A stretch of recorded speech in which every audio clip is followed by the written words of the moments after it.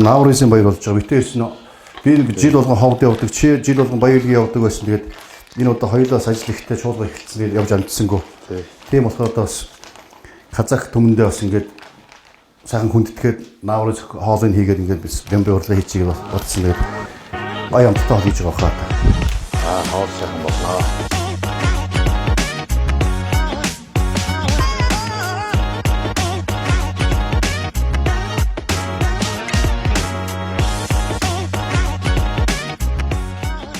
Та бүхнийхээ энэ өдрийн амгалан айлтгая.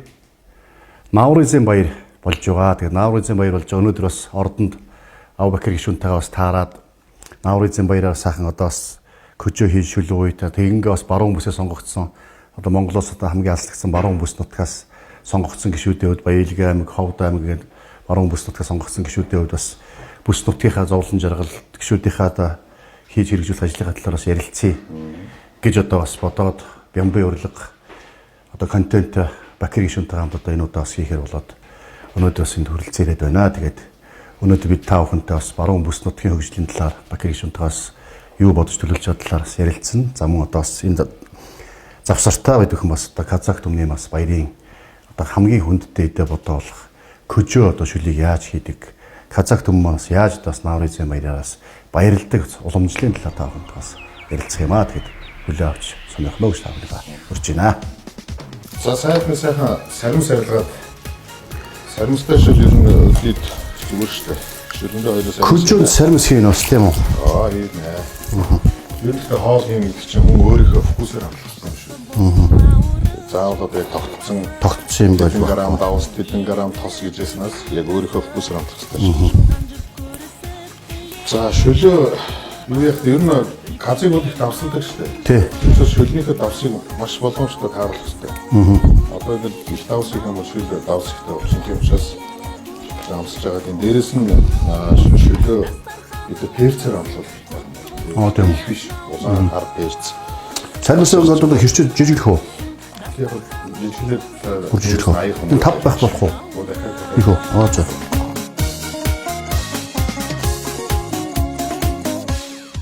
За их одоо 4 жил үндсэндээ одоо 3 жил гаруй хугацаа өнгөрч шүү дээ. Үлдэж шүү дээ, тийм ээ.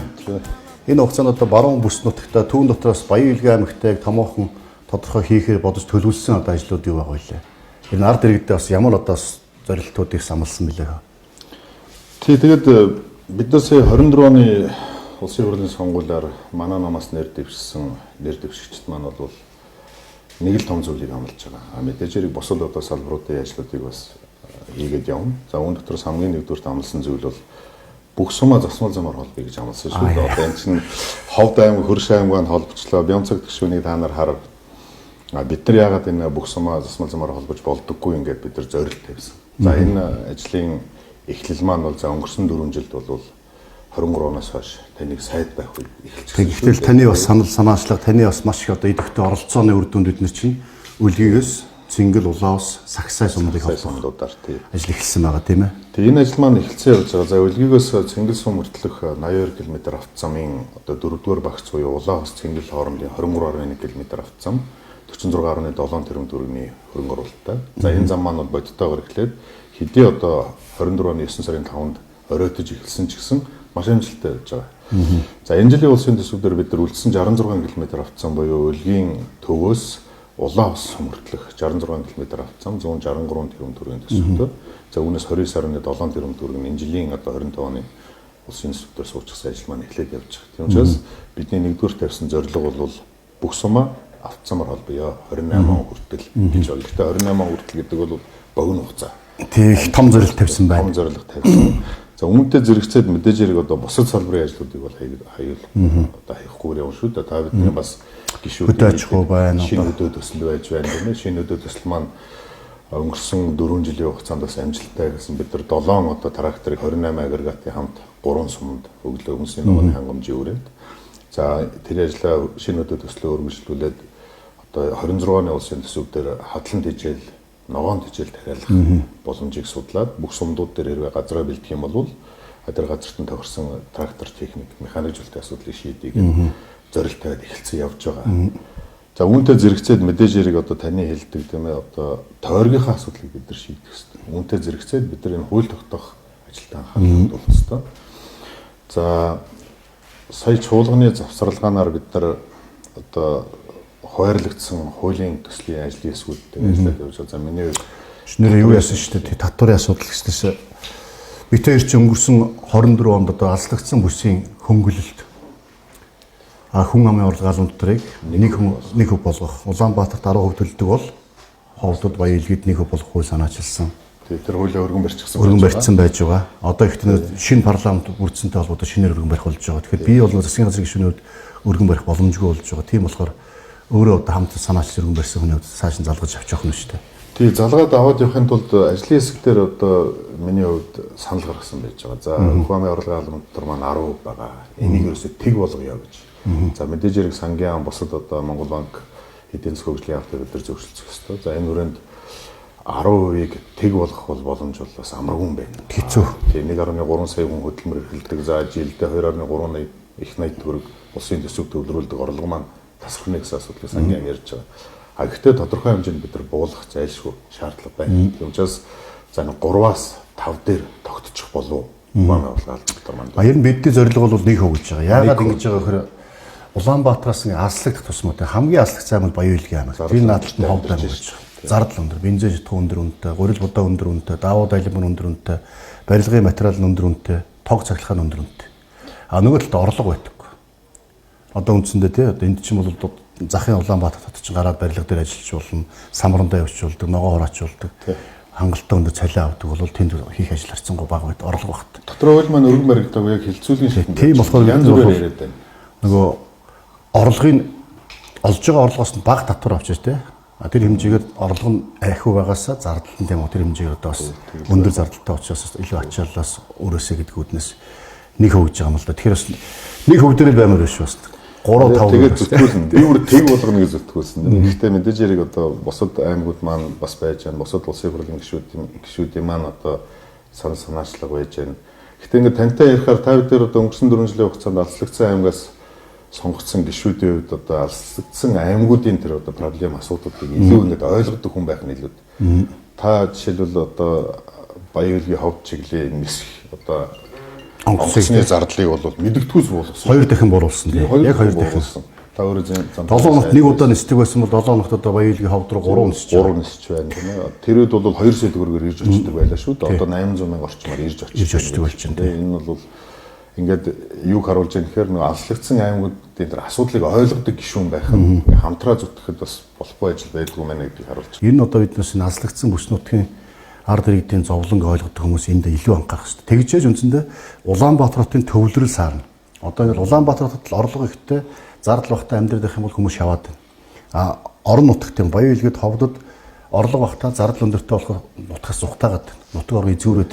А тийм болохоор нутагтаа төрж өссөн нутагтаа аятаа тухтаа ажиллаж амьдрах аав ээжтэйгээ ах トゥ нартайгаа нутагтаа сайхан амьдрах бололцоо бүрдүүлэхийн тулд бид нэр аслагдсан бүсийн нэмэгдэл аслагдсан бүсийн хөнгөлөлт гэж ярьж байгаа. Нөгөө талдаа Улаанбаатарын төвлөлийг сааруулах ийм одоо бодлого. Манай намын бас дэвшүүлсэн мөрийн хөтөлбөр төр байж байгаа шүү дээ. Хотуудын ялгааг арилгах тийм ээ. Хотод авж байгаа тэр ажил үйлчилгээг хөдөөж гэсэн авдаг болъё гэж. Өнгөрсөн 4 жил энэний талаар нэлээд зүтгэж бас улсын хурл маань ажилласан. За энэ хүрээнд аймгийн төв дээр 20% нэмэгдэлтэй болсон тэр ялгаач. Суман дээр 40% нэмэгдэлтэй болсон. Бас бодтойгоор яг хөдөө орон нутагт очиход энэ дээр бас баярлалаа гэдгийг хэлж байна л хөдөө орон нутагт ажиллаж байгаа тэр ялгаач нар маань жишээлх юм бол гэх зэрэг ингээд одоо өнгөрсөн 4 жилийг бодох юм бол баруун 4 аймаг маань за дээрээс нь Баян Илгийн баруун 5 аймаг маань маш олон гишүүнтэй боллоо шүү дээ. Бусад гишүүдтэй ч гэсэн та ингээд ажиллаж байхад бусад гишүүдтэй ч гэсэн энийг ойлгох гэж хичээгээд яваад байгаа. Миний хувьд ч гэсэн бас бусад гишүүдтэй аслагдсан аймгийн гишүүн шиг байх шүү гэдэг бас хэлээд байгаа. Гэхдээ чи одоо 20 онд бол нэг шинэ хүн те огт шинэ хүн очиж байсан бол одоо бол 5 дахь жилдээ одоо их хурлын гишүүнээр сонгогдоод ажиллаж байна. Нутгаа мэдээд ойлгоод ард иргэдийн зовлон жаргалыг те өөрөө ингээд мэдрээд тэрийг шийдэх гэдэг ингээд хүсэж байгаа чинь ард иргэд чинь тэрийг одоо хүсээ юу таалагдж байгаа ард иргэдэд тэр маань. А тийм болохоор одоо үнэхээр одоо бидний зовлон ойлгодог, бидний төлөө дуурдаг, бидний төлөө тийм үү бүх сэтгэл зүрхээ зориулдаг гэдэг тэр нутгийн ард түмэл чамд бааста болох шиг одоо өнөд хардуулсан байна. Богинохоо хугацаанд 20 онд танихгүй л байсан тий. Тэглгүй яах вэ? Тэгэхдээ энэ дээр бас манай аймгийн бас ахмадууд одоо манай намын олон жил явж байгаа Ахмадуудаа бас хэлж байгаа. Та нар Ховд аймгийн Бямцагт гишүүнийг хар. Тийм ээ одоо олон удаа сонгогдсон гишүүн ямар их зүйл хийж амжиж байна вэ гэж. Жишээлбэл цементний үйлдвэр тийм ээ чинь саяхан шүүд одоо Улаанбаатар хотоос Ирээнээс цемент зөөдөг байлаа. Баруун бүс нутгийн цемент 700 мянга байсан тонн. Одоо 250 мянга 300 мянга. Энэний одоо ач буян жишээл Ховд Баян Илгийн аймаг одоо боддоор одоо мэдэрч байна шүү дээ. Цементний үн тодорхой хэмжээнд буурчихсан одоо тийм бүтээн байгуулалт маань ямар эрчимтэй явагдаж байгаа. Баян Илгийн аймагт барилгажилт бол маш сайн явж байгаа шүү дээ. Тийм учраас ингээд Бямцагт гишүүн шиг одоо ингээд ажил амжуулдаг тийм ээ нэг гишүүнийг дахин сонгох нь ямар үр дүнтэй болж байна. Одоо таны үйлдвэр технологийн парк жишээлбэл бас бодтойгоор яваад эхэлчихлээ. Шинэ өдөө төсөл дээр маш амжилттай явж байна. Та бид нар бас одоо Шадар сайд амар сайхан бид нар өргөн барьсан чөлөө төсвийн тухай хууль бас байж байна. Манай Баян Илгийн аймаг дээр олон жил одоо цагаан нуурын чөлөө төсөв хэрэгжсэн тийм ээ. Тэгээ би энэ чөлөө төсвийг яг ажиглаад хахад замын үед алтан булаг одоо манай цагаан нуурыг ингээд харж хахад одоо арх бичээн оруулж зархаасаа илүү одоо яг таны тэр үйлдвэр технологийн парк тэр чөлөөт бүс дотор байх хэрэгтэй юм шиг. Татваргүй орчин. За дэд үтцийн шийдчихсэн татваргүй орчин байна. Бизнес эрхлэгчид маань ийшээ ороод одоо арх ширний үйлдвэр байдаг чинь бусад экспортын чиг хандлагатай үйлдвэрийг тэнд хөгжүүлэх боломж байгаа юм шиг харагдаад байна. А яг одоо бид нар бол бас чөлөөт төс дээр хэдийлэн анхаарал хандуулж чадахгүй л яваад байна. За өнгөрсөн 4 жилийн хугацаанд мөн одоо амьд мал экспортлох асуудлыг хөдөө аж ахуйн байнгын орон дээр шийдчихсэн байна. Яг одоо танай Ховдын аль суман дээр булган суман дээр тийм ээ. Яг энийг ингээ харж байхад жишээлх юм бол замун өдөр байж байгаа дээр амьд мал экспортлдог зүйл бол өдөртөө одоо хашаа маань өдөртөө 90 сая төгрөгийн өвс иддэг юм. Баруун аймагт маань яг тэр байгалийн хадлан хэдий одоо боломжтой байлээ тийм ээ. Гэхдээ тэжээлийн тариад одоо Ховд бол газар тариалны соёлтой аймаг шүү.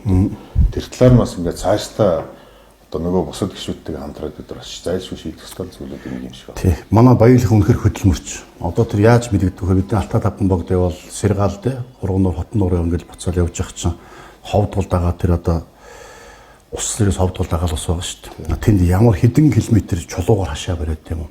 Хадлынхаа талбай бэлтцсэн. Үнэхэр хөдөлмөрч улсууд. Тэгэлгүй байх манай би ч одоо Баянгийн ард түмнэр одоо ажилсаг ард түмэн гэж бахархдаг шүү дээ. Манай дээр хөдөө аж ахуй төдийлөн айхтар хөгжөөгүй, уул уурхай төдийлөн хөгжөөгүй. Гэхдээ л одоо иргэд маш өндөр орлоготой аскер хангалуун бас нэг чинэлэг амьдардаг юм дээр чинь өөрийнх нь аймгийн төвдөөс гэсэн нөгөө ихэнх айлууд нь хувийн байшинтай.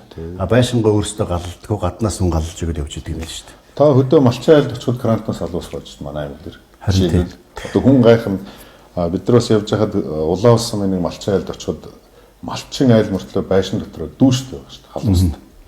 Өвлжээ хаваржаан дээр тий. Өвлжээ хаваржаан. Энэ бол яхаг байхгүй ажилсаг ард түмэндээ жоохон боломжийн бид нар одоо та бидний бас эхлүүлсэн цэнгэл чиглэлийн авт зам маань бол цаашдаа Даянгийн бомб руу тийм ээ бомбын сэргэлтийн өрөөнд л ярьж байгаа шийдсэн зам шүү дээ.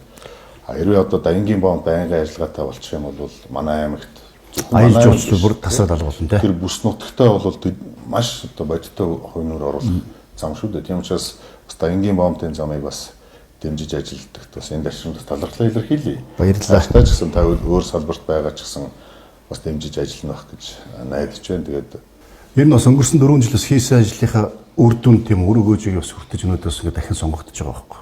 Тийм болохоор одоо бас ингээд тэр ард түмэн итгэсэн, тэр ард түмэн дэмжсэн энэ сайхан итгэлийг, энэ сайхан дэмжлэгийг тийм үү улам одоо алдахгүй, улам өшөө их хийж бүтээж одоо зүтгэлээр хариулах бидэнд үүрэгтэй тэр үргээ бас амжилттай бас нэр төртөө бас биелүүлж байгаад бас Абубакр гишүүнээс баярлж явдаг. Ялангуяа одоо баруун бүс нутгийн зовлонг ойлгодог ийм одоо гишүүд өшөө олон болоосоо гэж бас боддог. Яг ойлгож л байгаа юм л да. Тийм учраас одоо замын асуудал ярьж байна. Тэр учраас аслагдсан бүсийн татврын хөнгөлтийн асуудал ярьж байна. Үйлдвэр технологи парк. Одоо харин жоо удаашралтай яваад байгаа юм тэр. Асхтын мөнгөний орд яг танахын юу гэж боддог юм. Асхтын мөнгөний орд за өрс даргаыг ерөнхий сайд байх үед одоо Эрдэнэс Монгол руу шилжүүлж авсан шүү дээ. Тэгээ асхтын мөнгөний орд яг одоо ингээд би ярихад бас жоохон ярихгүй яваад байгаа юм. Яагаад тэгэхээр яг одоо нүдэнд харагдахуйц одоо экскаватор бужигнаал тээврийн машин тоос бужигнуул давхад бас эхлэв байна. Гэхдээ стратегийн ордын хувьд хууль эрх зүйн янзлах бичвэр маш их байдаг юм байна шүү дээ. Сая одоо Монрост байж байгаад Эрдэнэс Монгол руу шилжсэн процесс нь өөрөө их удаан байлаа. А дээрээс нь манай асхтын орд чинь ашиглалтын үед маш хүнд нөхцөлд байдаг тийм ээ. Яагаад ч бол 7 сар засшуураад эхэлдэг газар яг одоо тэр олборлолт ашиглалтын процесс нь өөрөө их богино хугацаанд явдаг. А гэхдээ зүгээр байгаагүй. Би өнгөрсөн 20 оны сонгуулиар гарч ирээд асхтыг эдийн засгийн эргэлтэнд оруулах ажлыг яхлаад явсан. Өдөржингөө бодлогын байнгын оронд байгаад за 3 асуудлыг шийдсэн байж байгаа. Асхад хүртэлх автомын асуудлыг бүрэн шийдсэн. Одоо ямар ч цаадгүйгээр асхтын ордор гэдээ яваад очино. Нэгдүгээрт. Хоёрдугаарт одоо тэр 6 штольны гэж ярьж байгаа. Одоо тэр уурхайн ам. Тэр 6 штольны бол 30 жилийн хугацаанд таазанда тултал мөсөөр дүүрсэн байсан. Нэг штольны одоо дунджаар 1 км орчим өдөр уулан доогоор явдаг. Тийм үү? Түнэл юм биш үү? Түнэл. Тэрийг бүрэн одоо мөсвийн чөлөөс Эрдэнэс Монголын одоо ажилчид хөдөлмөрчд маань манай Ногоон Нурсумын залуучууд нийлж хагаад 6 штольныг бүрэн одоо нээс. Тэр штольныг нээжэж тэр штольны дотроо хайгуул хийдэг юм. Нэг чих сони юм байна шүү дээ. Зүгээр одоо тал дээр байгаа юм шиг шууд өрөмдлөг хийдэг юм байна. Хөндлөн өрөмдлөн тэр штольны дотроос явдаг. Хоёр дахь ажил маань бол штольныг бид нар бүрэн цэвэрлсэн.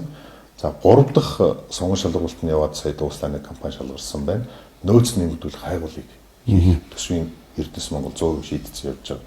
Яагаад нөөц нэмэгдүүлэх хайгуул хийх гэдэг нь 92 он хүртэл Оросуудын хийсэн хайгуулын тайлан байгаа шүү дээ. Хүмүүс асуудаг. За одоо энэ Оросын дайнтай холбоотой гадны одоо Австрали, Америк, Германы хөрөнгө оруулагчид маань Оросын тайланг уншихаа болсон. Геополитик яваад шүү дээ. Бидний тайланг уншихаалгүй гэх. Тийм учраас Жорг төвшин буюу дэлхийн хаанч очиод уншигддаг хайгуул нөөц нэмэгдүүлэх хайгуулыг хийлгийгээд 3 дахь хөрөнгө оруулалтыг шийдсэн. 26 оны 10 сар ихэд хайгуулын тайлан бидний гар дээр бий болгоо. Тийм учраас одоо бидний ярьдаг манай монголчууд ярьдаг асхтын орд гэдээ яриад байгаа зүйл маань яг хэдэн төгрөгийн үнэтэй зүйл юм бэ? Хэдэн тонн тэр уулан дотор ямар хөө нөөц ямар хөө баялаг байгаа юм тэр түүнээс хэдийн одоо Монголын тэр хэдийн Монголын ард түмэн өгөөж хүртэх юм бэ? Яаж хүртэх юм бэ? Тодорхой 27 тодорхойлчих юм тийм ээ. Яг хэдэн тонн мөнгөний хэдэн тонн зэсийн тухай яриад байгаа гэдэг харахын тулд 26 онд гарч ирэх тэр нөөцийн нэмэгдүүлэх хайгуулын тайлан маш чухал. Тийм учраас 30 жил одоо хаалттай мөсөөр бүрхсэн байсан асхтын орд маань нэг шат дэше гэсэн гэж би харж байна. Зөв. Тэгвэл 27 оноос үндсэндээ бол асхтын мөнгөний ордын өөрөө хэдий их нөөцтэй хэрэг баялаг байгаа. Тэр баялагын хэдэн өн төр эзэмшүү, хэдэн өн ард туу эзэмшүү өгөөж хүртэх гэдэг. Энэ тодорхой тайлангаа барьж яваад гадаад очиод одоо хөрөнгө оруулалт хайх нь шүү дээ. За манайд тэдэн тэрбум долларын нөөцтэй ийм орд байна. Та энэ хөрөнгө оруулалтыг гэж тэдэн үеийн төр эзэмшээ, тэдэн үеийн манай эзэмш гэдэг асуудлыг ярих гэж. Баялагчид манай нөгөө Эрдэнэ өргөний усан цахилгаан станцыг дэмжиж байгаа юм шүү дээ. Дэмжлгүй яах вэ? Яг мэдээж хэрэг ахуйн чанартай зүйлүүд маш их. Яг хов дуус баян үйлгийн 3-аас баян үйлгийн талдаа илүү уул зураг. Гэхдээ баян үйлгийн талдаа илүүтэй одоо суурьшлаг бүс бий болчихсон. Одоо өвг дээдсээс ахуулаад тэнд өвлждэг, хаварждаг байсан газар торох бас амаргүй л дээ. Тэгээд яг хуу тодорхой хэмжээний нөхөн төлбөрүүд өгж байгаа. Зарим нь одоо зарим багийн засаг дарга нарын хариуцлагагүй явдлаас болоод зарим айлуудын бүртгэл бас гүйцэд ороогүй гомдол саналууд ирж байгаа. Энийг хавдаж гисэн бас тийм асуудал байна. Одоо бас чуулга ихлэхээр хэдүүлээ та бид бас нийлж иж энэ асуудыг ярий. Энэ чинь өнөөдөр ирж суугаад маргааш нүх гэж байгаа айлын асуудал биш. Өвөө наав нь байсан зүйл шүү. Тийм учраас ямар нэг маргаангүй шийдэх хэрэгтэй. Том бүртэн байгуулалт хийж. Манай айлууд маш сайн дэмжиж байгаа шүү дээ. Эрдэнэ өргөний усан цахилгаас ашиглалтанд орчуулсан баруун бүс нутгийнхан эрчим хүчний тусгаар тогтнол болно. Хямд үнэтэй тасардаг хүн найдвартай эрчим хүчтэй болно. Одоо ч байж байгаа тасарчдаг айгүй өндөр үнэтэй байдаг шүү дээ. Иргэд бол гараа өргөж байгаа. Бид нар дэмжиж байна. Гэхдээ бидний нөхөл бүрээр нөгөө талдаа бямасад одоо Нино гэх маа баялагын ч өвлөө хаварж байгаа бүгд л өлөдлөх хөрөнгөтэй байсан шүү дээ. Яг тийм үү. Эсхийг нүүлэх биш. Манайхан ч бол нэг хашаа байна. Тэгээд гэр байдаг бол эсхийг хашаа нь бүр капиталны шахуу болчихсон, чулуугаар барьцсан, тэгээд байшинтай болчихсон. Тийм учраас тэрний нөхөн төлбөрийн асуудлыг нь одоо дараа 7 хоногоос байнгын орон энтер дээр асуудлыг тавья гэж одоо эрчим хүчний сайдд бас том бүртэн байгуулалт шүү дээ. Тэгэхээр замтаа болчин эрчим хүчтэй болчин одоо их цементний үйлдвэр баригдсан малын гарлаа төгөөд болоод байнгын ажиллагаатай болох. Байнгын бонд байнгын ажиллагаатай болчихлоо одоо аялал жуулчлал баялаг. Ер нь ч одоо бол хамгийн их зам бол жуулчлал баялаг баруун аймагаас баялаг их явж байгаа шүү дээ. А түүнийгээ дагаа одоо Дайнгийн бомбд нэгдээд тэгээд одоо онгоц тогтмолстыг болчих юм бол үндсэндээ баялагын бол бас улам их жуулчин татна. Бүсчилсэн хөгжлийн бодлогын хүрээнд бас нэг юм байгаа шүү дээ. Баялагчид одоо ховдынхноос хямд үнэтэй ховдын захийнхын үндсэндээ зарим бүтээгдэхүүнээ баялагаас очиж авдаг. Яагаад ингэж ховдын цааталт улам Улаанбаатараас хол байжж тэр бараа бүтээгдэхүүн хямд зараад идэв юм бэ? Тэнд юунд байдаг? Одоо би түрүү хэлсэн шүү дээ. Яг хоёулаа хэдүүлээ нэг панел дээр сууж байсан шүү дээ. Эдийн засгийн хэлэлцүүлгээ. Тэгэхэд Хүрлбаатар сайд надаас нэг асууж байсан. Та сайн санаж байгаа бох. Одоо баялагын аймагтуудаа аж ахуй уурхай байхгүй. Гэхдээ яагаад чинэлэг байгаад байна гэхэд би тэгээ яйдаа гэсэн 100 мянган ажилсыг ард түмэн байна да гэж. Ховдынхан магадгүй Улаанбаатараас эсвэл одоо Бээжингээс тээвэрлээд 10 төгрөг нэмээд зарж байгаа бол манайх 5 төгрөг нэмээд зарж байна. асуудал биш. Гэхдээ манай Баян-Илгийн хувьд хүнсний хэрэгцээ маш өндөр шүү дээ. Ховд аймгийнхны тарж байгаа нарийн ногооны ихэнх хувь нь манай Баян-Илгийн хэрэгжилж байгаа шүү дээ. Тий. Төмс үсний ногооны тийм ээ. Яваад байна шүү дээ. Тий. Манайхан бол яг тэр импортоор авдаг бүтээгдэхүүнээ нэлээд тодорхой чихэр ялангуяа чихрүүдийг бол Баян-Илгээс авдаг юм байна. Ховдоос бол төмс үсний ногоо авдаг юм шиг байна. Одоо бол тэр малын гаралтаа түүхэд арьс ховдод авч борлуулдаг, ховдоос сэмэнтээ авдаг тийм болох бах. Тэгээ аялал жуулчлалд зарим бүтээгдэхүүний хувьд одоо Баян-Илгэд манаас нэлээд хөгжил бий болох бах. Тийм манай ховд Баян-Илгийн хувьд за ялангуяа Баян-Илгийн бол энэ бусчилсан хөгжлийн хүрээнд аялал жуулчлалаас тэргүүлэх хүсгээ зарлцаад байгаа шүү дээ. За энэ хүрээнд бас 2020 онд анх сонгогдоод миний хийж эхлүүлсэн нэг ажлын нэг бол за манай Байдалхааны гишүүн байсан дээ. Бид нар Алтай том богд саргаалын чиглэл рүү тог цахилгааны асуудлыг бүрэн шийдсэн. За эрхчлэн үндсэндээ ашиглалтанд орчих баг. Төр бол аялал жуулчлалын хүрээнд дэд үтсийг л 100% шийдчих гэсэн. Түүнээс төр одоо улсын төсвийн мөнгөөр тэнд буудлын ресторан барих боломж байхгүй. Дэд үтсийн шийдчихлөө бизнес эрхлэгчид маань дэд үтс дээр өмслээд одоо явах ёстой шүү. Тийм учраас эрхчил бол саргаал буюу одоо хурган оротын нур маань тогтоолж Алтай том богдын одоо яг тэр хаалга хүртэл тогтоолж. Тэгэх юм бол орчин үеийн одоо болгосон одоо зочдлууд бий болох нөхцөл бүрдчихэж байгаа шүү дээ. Тий. Казах төмний одоо үдсэн багт болж байгаа. Яг бодтойгоор явж байгаа шүү дээ. Манай Казах төмний манаас Наурызын үндэсний одоо баяр болж байгаа. Тэгээ бид нар чинь баяраараа бол олон сайхан одоо нөгөө тулан булаалдах тэмцээн, бүрэгдийн баяр, тэгээ дээрэс нөгөө доомброор сайхан одоо доомброо тоглож доос дуулж хуурддаг ийм уламжлалтай. Би бас ховдын манай Казах төм маань олон жил бас баяраа тэмдэглэж би бас 8 жил одоо үндэснээ дараалан Күй гэж одоо нэрнждэг доомбрын тэмцээн. Тийм үү. Зохион байгуулдаг тийм. Энэ жилийн одоо доомбрын тэмцээн маань бас амжилттай зохион байгуулагдаад одоо бас болсон байгаа. Тэгээд Наурызын баяраараа бид нар ч бас олон сайхан одоо Казах иргэдэд хөдөлмөрчтэй. Иргэдэд бас одоо алдаартан гавьяатан болгож одоо бас шагнаж урамшуулдаг. Манай үлгий шүүч гэсэн одоо сайхан гавьяатай алдаартан гавьяатан бас олон төрдөг. Энэ жилийн Баян-Илгийн аймагс олон алдаартан гавьяатан төрж байгаа юм. Ер нь шамлахааргүй. Аймгийн хувьд одоо ерөнхийлөгч маань яг Наврузаар зориулж бас зэрлэг гаргадаг шүү дээ. Одоо Баян-Илгийн хавд мөн одоо Монгол улсын онцөг улмөрт амьдарч байгаа Казах иргэдэд шагнаж урамшуулдаг. Энэ жилүүд бас шамлахааргүй шагнал урамшуул гарч байгаа. За бид нар яг Навруз өнгөрмөгц одоо та бүхэн ч чуулганд авахцчаад яхаарахгүй энэ баяраараа одоо очиж чадсангүй. Яг чуулган одоо завсралмөгц одоо чуулгангүй өдөр очиж шагналаа гардуулж өгч байгаа. Бас чамлахааргүй шагнал гарч. Сүүлийн жилүүдэд би ажиллаад хахад бас Ховд аймгаас маань гавьяат алтартангууд их төрж шүү дээ Казах. Ер нь бас яг нэг хэсэг бол үндсэндээ 14 оноос 21 он хүртэл бол үндсэндээ манай Ховд аймгийн Казах иргэдээс гавьяат төрн төрөг байсан. Бид нар бас одоо хөрөлсгөр хэлэгчийн үед одоо 21 оноос одоо 22 оноос эхлээд бас одоо энэ дэр нэлээд анхаарсан. Үүний үр дүнд одоо хамитх байгаа төр засгийн одоо төрийн үйлчлэгийн гавьяат ажилтаа анхуулж байлаа 22 онд. За дараад нь манай Багдалгой гавьяат эдийн засгчулж Савд аймгийн Жаргалан сумын иргэн, за мөн Булган сумын иргэн Амантайгоос Монгол улсын гавьяат эмч болсон.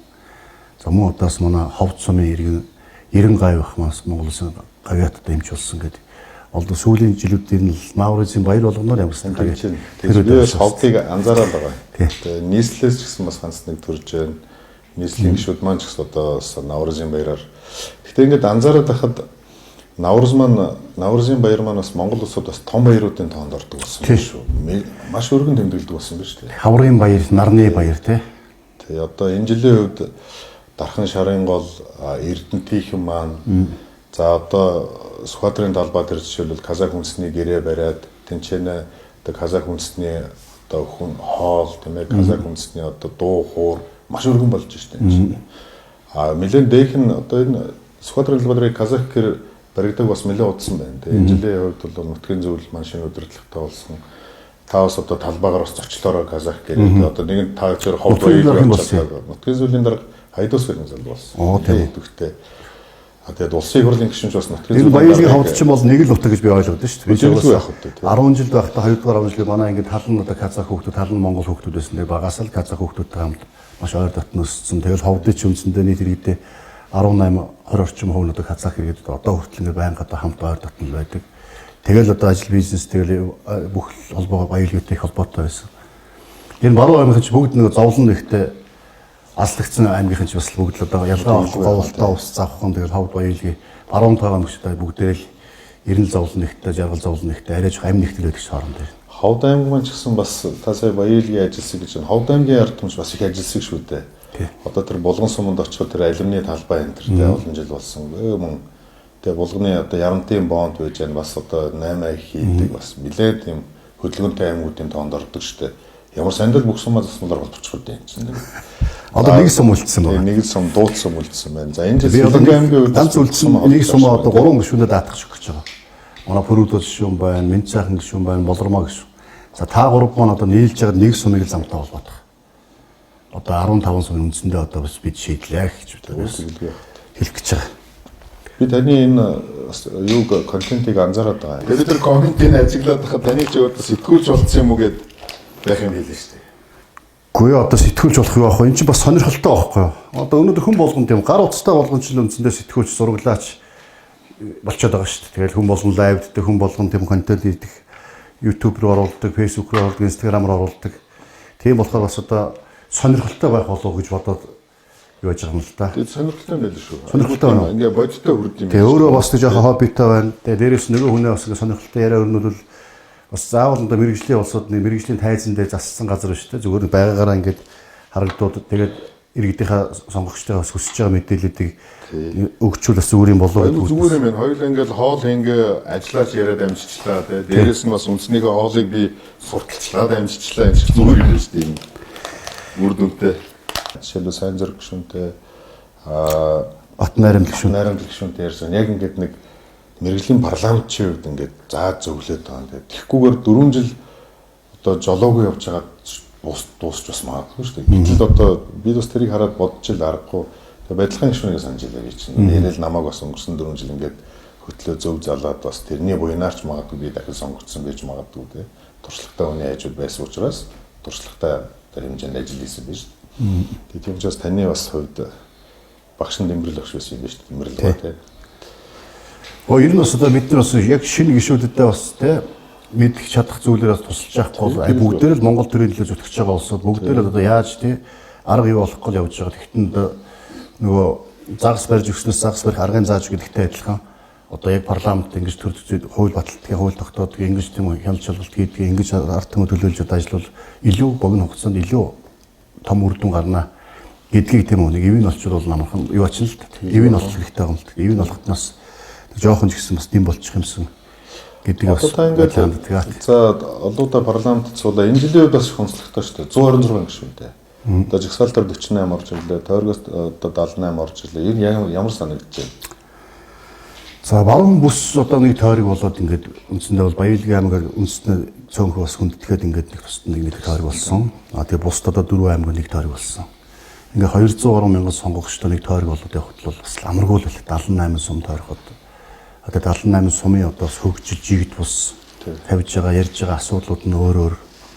Тэгээ нүхний одоо шийдэхэд бас нэлээд их одоо олон олуулаа нийслэлээ одоо маш одоо том зорилго тавьж маш сайн төлөвлөж одоо бодлогоо уялдуулж ажиллахгүй бол их хэцүү.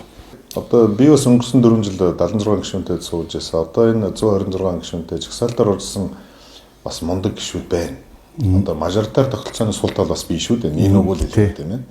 Профессионалын бас сул тал бий. Гэхдээ одоо яг 126 дээр гарч байхад яг жагсаалтаар орсон зарим гишүүд манай аливаа асуудлыг хөндөд тавьж байгаа энэ төр нь бол бас зоригтой, яг үнэлэлтэй. Би бас тэртэл нэг сайн юм уу да. Одоо энэ 126 болгоё холимог тогтолцоотой болгоё гэдгийн үр дүн бол ялангуяа 2-3 жилийн дараа ер нь их харагдах байх гэж найдаад байна. Тий, парламентын одоо хандлага уур амьсгал те хуучин уламжлалт тогтолцоонд нэлээд их том өөрчлөлт салхи орлоо. Аюулгүй шинэлэг дээрээс нь хараат бус биедаасан те чөлөөт төслөдлөө илэрхийлдэг энэ байдлуудыг хараад би бас бахархаж байгаа. Мэдрэгдэж байгаа. Ер нь тэгэл одоо урд нь хайрцагч гал те тэгэл намын бодлого, бүлгийн бодлого одоо тийм үү ингэн тэгэн шүүгээр бас яадаг байсан бол одоо харьцангуй одоо юу гэдэг чөлөөтэй бас ингээд өөрөөсөө олон ургаж үзлэр хандаад өөрөөсөө итгэл үнэмшилтэй тийм үү аль нэг намд баригдахгүйгээр асуудал хандж байгаад би бас парламент юм л байх хэрэгтэй шүү дээ тийм.